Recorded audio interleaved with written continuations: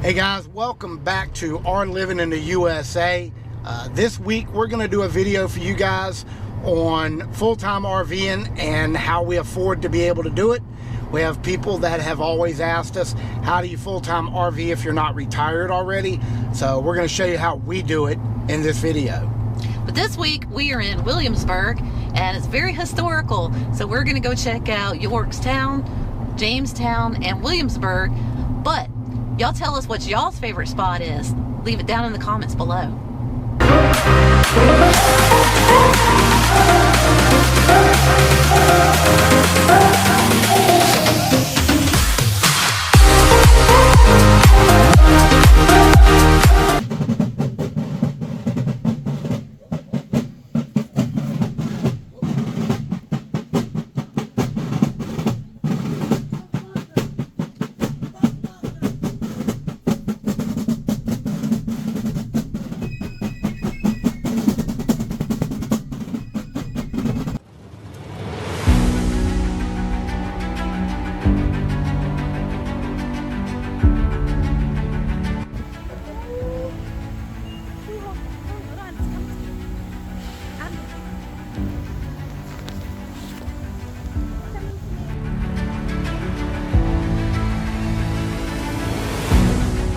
Really small first course.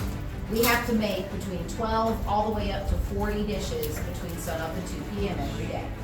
One of us does not have 2 hours to do nothing but turn that split. So it is more of a way for us to be productive in our space than it is a set it and forget it. It's also very expensive, which is probably why you've never seen one before. They cost about 1/3 of an average colonial family's yearly salary.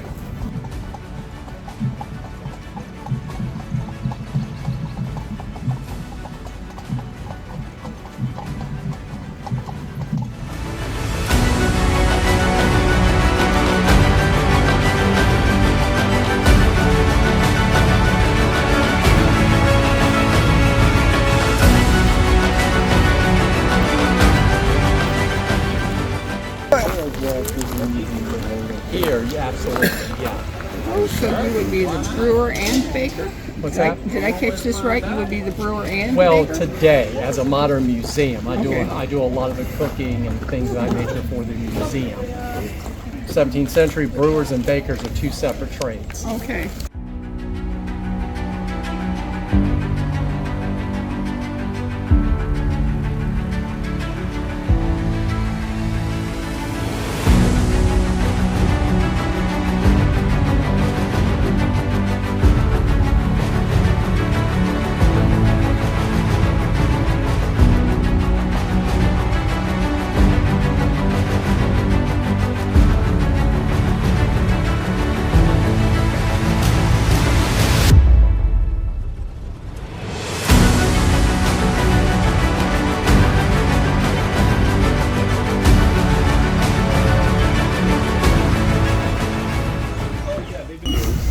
Yeah, that's the steering wheel right there. Steer it. Push it, move it. It moves. Hey, we're down, bud. Let's go. So which way would you want to go? East or west? Or north? Northwest. Northwest? North by northwest. Just pick it up and tilt it that way. That's how you know. Didn't they have company?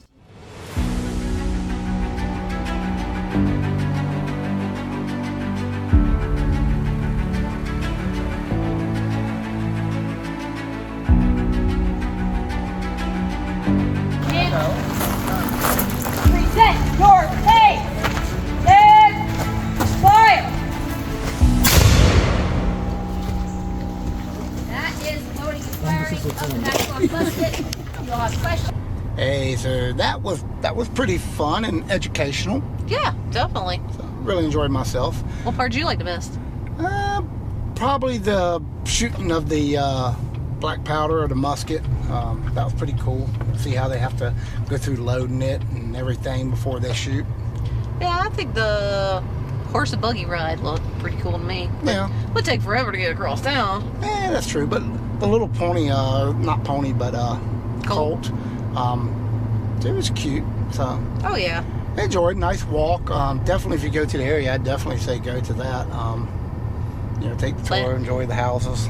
Yeah, just plan on having some water. Yeah, A lot of walking. So, but enjoyed ourselves. I think we go to Yorktown tomorrow because it's a little further of a drive. I think it's like 45 minutes or 30 minutes. Yeah, it's a little bit further, but we'll check it it's out still tomorrow. good. So, all right. Well, let's head back and enjoy. All right.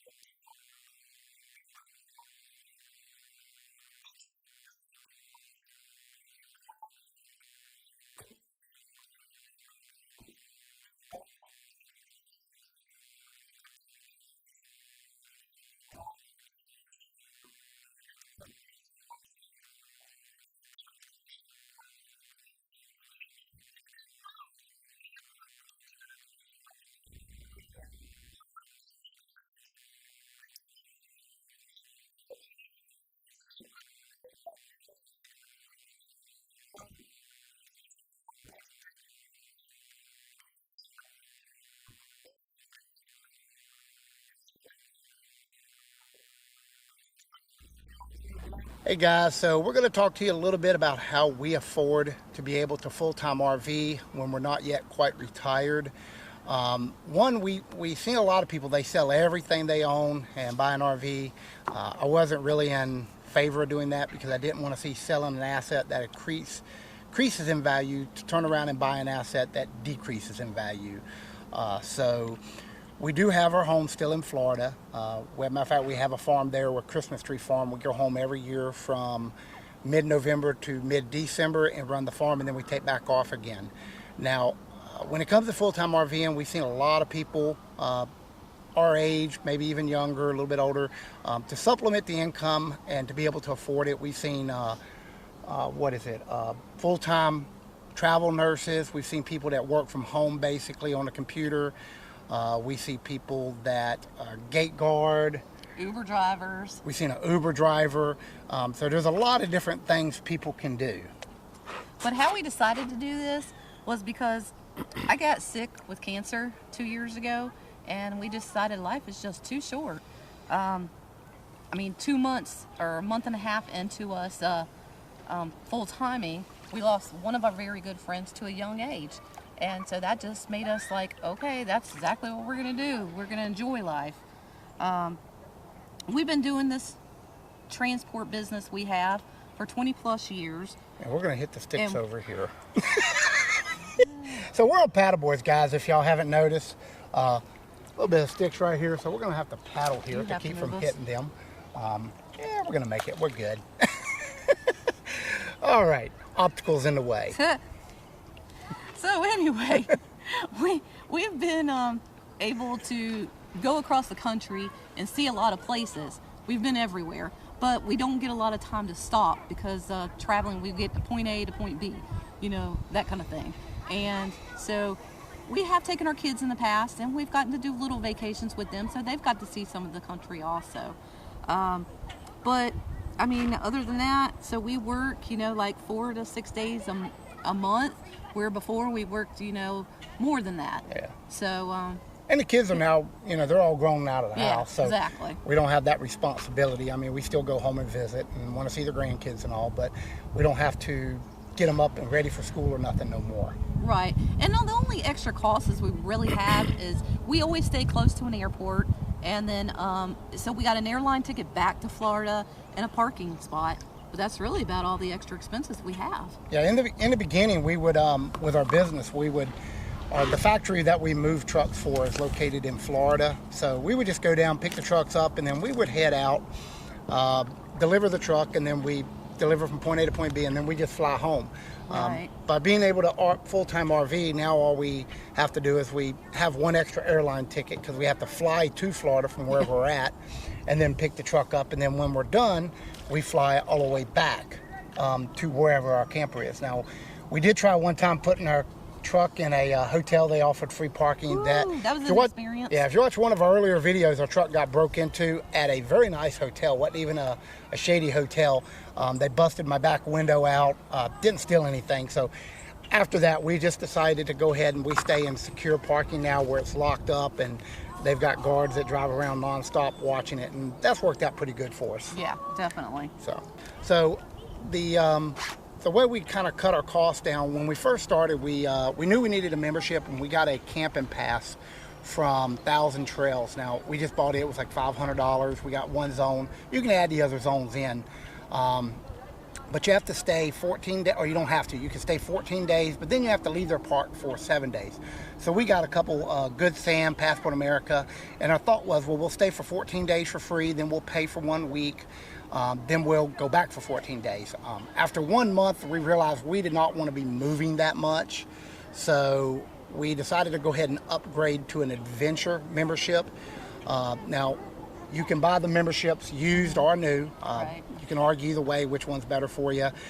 There's benefits to both. If you buy used, you save money, but you don't get all the benefits. If you buy new, you get all the benefits, but you pay more money. So whatever works best for your family, you research that. We just knew worked for us.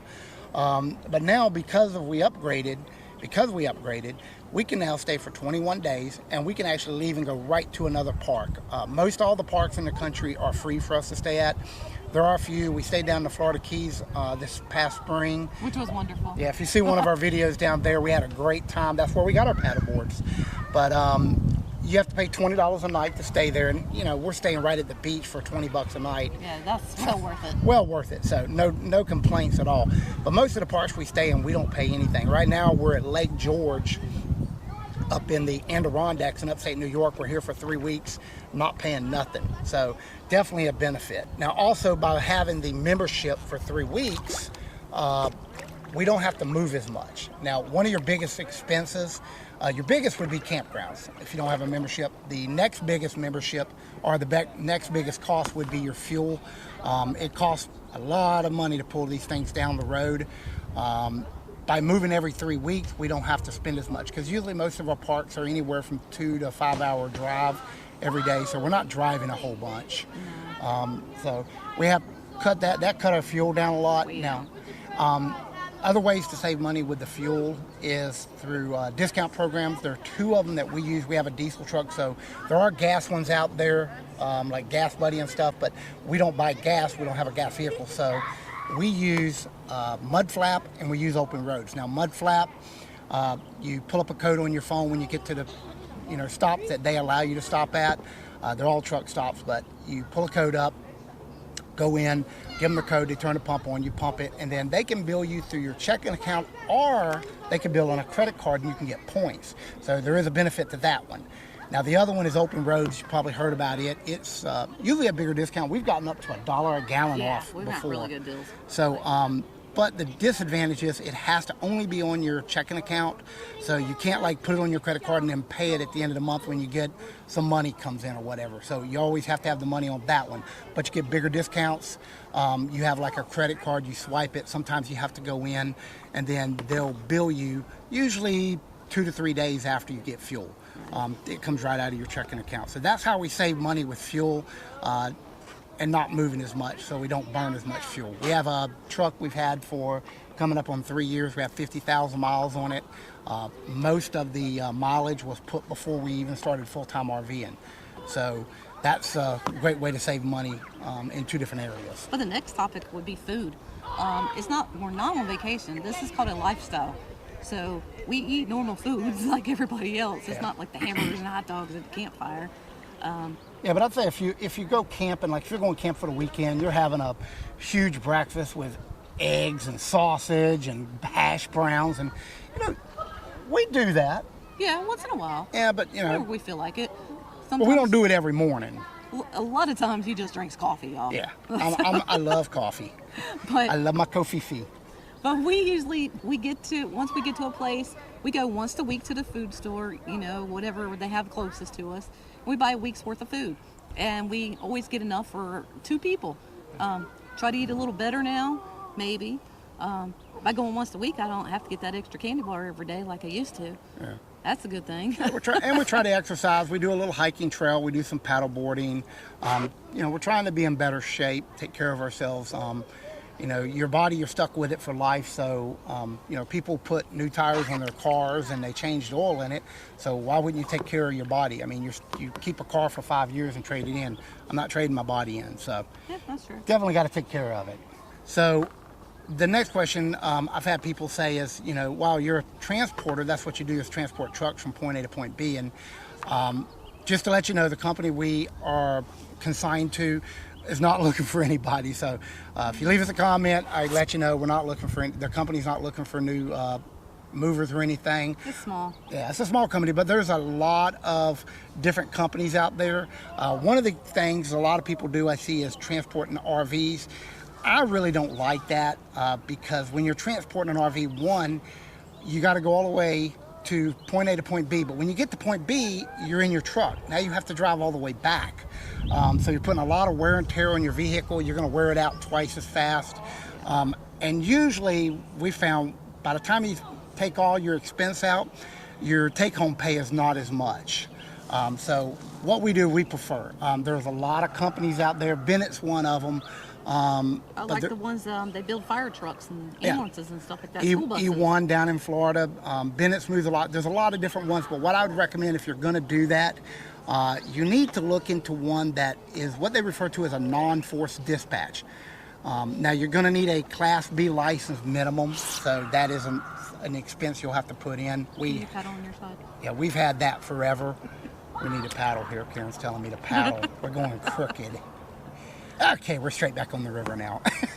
But anyways, you want to get a non-force dispatch. And what that means is when they call you, if you're not really wanting to go anywhere, you just say, hey, listen, we're good. We don't want to go this week. And they don't get mad or nothing. They're just like, okay, no big deal. If you're on a force dispatch, when they call, you have to go. And if you don't go, you probably don't move trucks for them no more. So find you a non-force dispatch. Where we found that works really good is, let's say we're at a campground and we're supposed to, our 21 days is up on Tuesday. And they call Monday and say, hey, we need a truck to move. And it's, say, you know, 1,000 miles, so it's a 2-day trip. Well, you can't do it because, you know, you've got to, you got to move the next day. So you would have to turn the job down. If it's a force dispatch, they're going to frown on that. If it's a non-force dispatch, they really don't even care. So if you're going to do it, look for a non-force dispatch, and then you want to look at your pay, what they're going to pay you by the mile, and what they cover. With us, we get paid a lot. It looks like we get paid a lot anyway, but we have to pay for our own fuel. We have to pay our airfare, hotels, everything. The only thing they do pay is our tolls for us. If we go through a state that requires a toll. But you know, so if you get a big check, you might say, wow, I made a ton of money. But then when you take all your expenses out of it, then you need to look at what you really made. And was it worth it? So that's what we do to Full-time RV. Tell us what y'all do out there to Full-time RV. We want to know. And if you have any questions about what we do, let us know. You know, we're here for y'all. We want to do these videos to help people out. Somebody's looking to go full-time RVing and they don't know what they can do. Obviously, you're probably not going to go back to college and become a nurse. So that requires a lot of effort. You know, you can, now Uber and stuff like that, you can get easy. But they typically don't pay as much either. So depending on what your cost is for living every month. Our house is paid for, so we don't have to worry about that or nothing. That's most people's biggest expense. So hope y'all enjoyed the video. Remember to like and subscribe. And as we always say, we'll catch you on the flip-flop.